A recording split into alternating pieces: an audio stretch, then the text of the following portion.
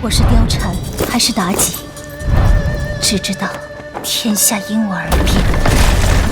如果这小子是张角，天下便是他的。幸好他是我们的张良啊！天下之大，能者众多，老师怎可断言明主只有2人？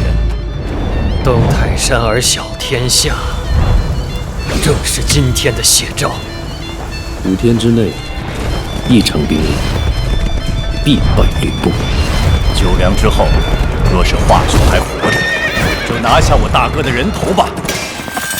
从来没有人能越过我的剑围。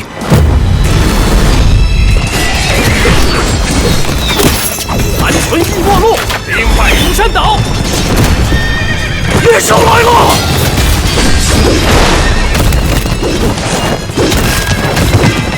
人即为野兽，只有强者可立。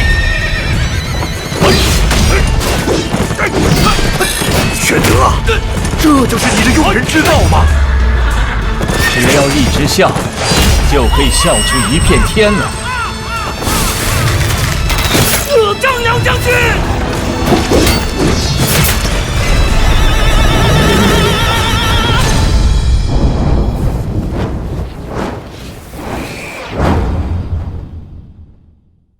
吕布，你不怕死吗？